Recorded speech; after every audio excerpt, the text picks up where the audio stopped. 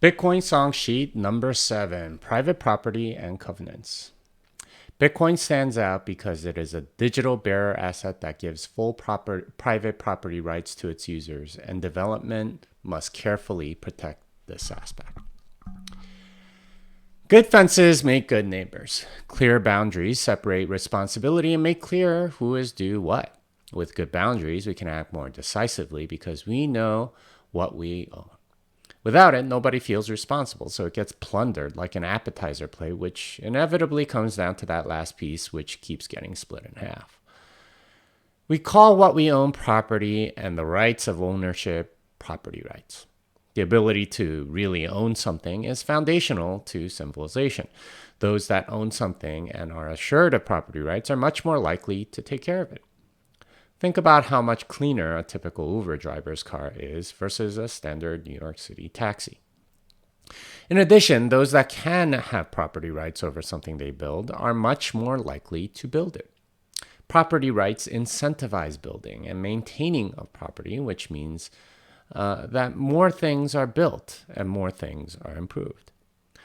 The reason is because owners of the property get the benefits of ownership, financial or otherwise. The lack of property rights, or even confusion about who owns what, leads to decivilization. Stuff that no one owns or everyone owns tends to fall into disrepair, because anyone that takes care of the property gets at best a fraction of the benefits that a true owner has. This is called the freeloader problem because the ones who do the work don't benefit nearly as much as they would their own property. Think about the last time you cleaned up a public park versus the last time you cleaned your own car. You probably clean your own car more than a public park because you own it. Fuzzy property. Confusion around property sneaks in without our being consciously aware. For example, banking introduces a subtle undermining of property rights through custody. If you hold a balance at a bank, the money isn't really yours. Of course, you can use the money with the bank's permission, but if the bank doesn't like your transaction, you can't use the money. If the government says the money was obtained illegally, you can't use the money. If Congress passes legislation to give a haircut to all bank balances, you won't have the money. Depositing your money at the bank is an act of trust, which is why we call them a trusted third party.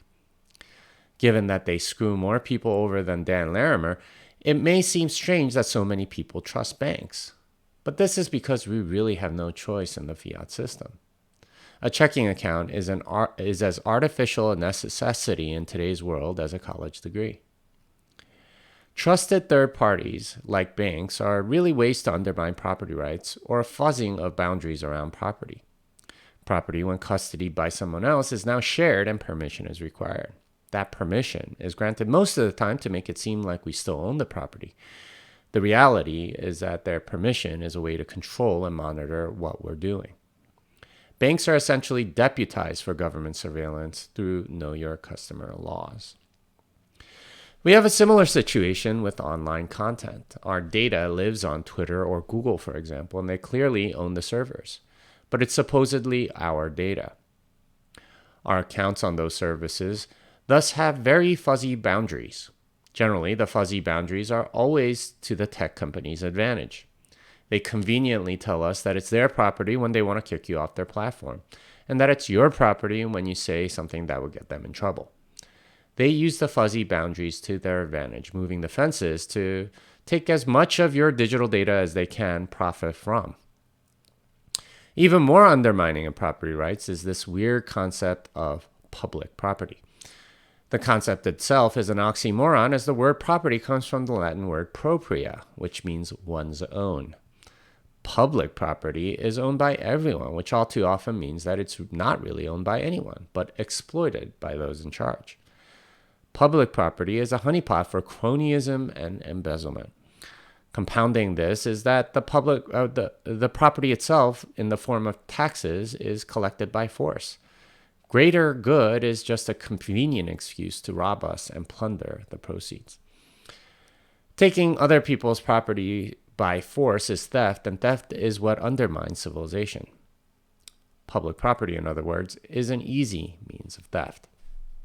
Bitcoin. The reason why Bitcoin is revolutionary is because it's property that's truly owned. It's very hard to confiscate, unlike other forms of property. The absolute ownership of value that we have in Bitcoin is unprecedented and cause for great hope, particularly as inflation and confiscation proliferate in the fiat world. Bitcoin's true self-sovereignty over property and value is also why so many Bitcoiners encourage self-custody and not leaving coins on exchanges. Exchanges are trusted third parties, and keeping Bitcoin on an exchange essentially puts restrictions on your Bitcoin usage. We know, for instance, that many exchanges refuse to allow coins to be withdrawn to CoinJoins. They can also become insolvent, in which case, whatever coins they have will be split among all the customers. All customers essentially have some equity claim in some UTXOs. Not your keys, not your coins is not just a pithy saying, it's really a statement about true property rights over your Bitcoin. This is also why altcoins are not different from fiat money. They have a central committee that decides whether some smart contract executions are legitimate or not. Most smart contract executions are considered legitimate, but some smart contract executions are called hacks and are censored by miners, confiscated by exchanges, or reverted by developers. The Poly Network's $600 million hack from several months ago is an excellent example. The nominal amount of $600 million was made non-transferable by the controllers of the Poly Network. The Central Committee of Poly made sure that the coins could move by contacting miners and exchanges. The hacker settled for a mere $500,000, which means that, at least from a market perspective, the permission granted by those in charge of the Poly Network was worth more than 99.9% of the nominal amount. All altcoin networks are permissioned because they're centralized. The undermining of property rights is one of the consequences of centralization, which altcoins and fiat money clearly have.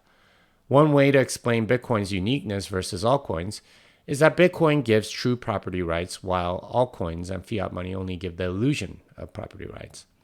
In reality, altcoins and fiat money are confiscatable by the people in charge. Much like in The Wizard of Oz, the illusion is powerful and deceives many. Covenants. Which brings us to the topic of covenants. For those that are unfamiliar, covenants are a way to restrict the usage of Bitcoin in some way. For example, a typical covenant might say the equivalent of you can spend this UTXO to one of these three addresses, but not any other. In a sense, we already have very limited covenants like time locks on Bitcoin, which say the equivalent of you cannot spend this UTXO until this time. You can think of covenants as being conditional, where the benefits of the money are limited to the conditions laid out by the pair. They undermine property rights to that money. This isn't always a bad thing. Covenants are useful for security, especially against some form of the $5 wrench attack. If you choose to restrict your own property so it's harder for people to steal, that's a perfectly fine use case. For example, restricting the UTXO you own to only be allowed to be sent to a multi-sig address after a year might be a good security strategy. What concerns me about covenants is that they can be used to fuzz property boundaries and undermine what makes Bitcoin so great. Any restriction on property ultimately undermines the property rights of the recipient. Could a government use this to undermine Bitcoin bought on exchanges? Could there be two sets of Bitcoin, one permissioned by the government and one by the black market? One black market. BIP 119. Which brings us to the current controversy in Bitcoin, OPC-TV or BIP 119. This is a proposal by Jeremy Rubin to add a new opcode which will enable covenants. There's much to be said about the activation parameters, competing covenant proposals, and even who should have a veto, but that's not my concern here. The technical merits are a whole separate discussion. The more important consideration for me as a user is the potential for undermining my property rights. For developers, the potential cool stuff they could build is a big consideration, and covenants definitely let developers build really cool stuff. For instance, there's something called coin pools, which let each UTXO be collectively owned by many people. This would make Bitcoin massively scalable, as a single UTXO could potentially have millions of users owning a piece of it, and each user could exit from the UTXO for the amount they own to another UTXO trustlessly. Yet for users, we have to ask the more practical questions of whether this is actually good for the money we already have. Could covenants be used for evil purposes where it would make it easier for governments to enforce a sort of on-chain KYC? If so, what would that look like and how likely is it? What are our mitigations against such an attack and how difficult would it be to resist? Will fuzzing of property rights through a covenant opcode result in centralization? Trade-offs. Just because we can do something doesn't mean that we should.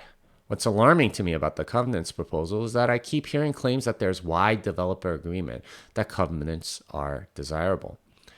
Perhaps the developers they are, but what about the users? Ultimately, it's the users that have control because they run the nodes. The conversation that really needs to take place is whether the benefits outweigh the potential risks. What I've been hearing for the past 3 years are all the ways in which covenants will make Bitcoin better.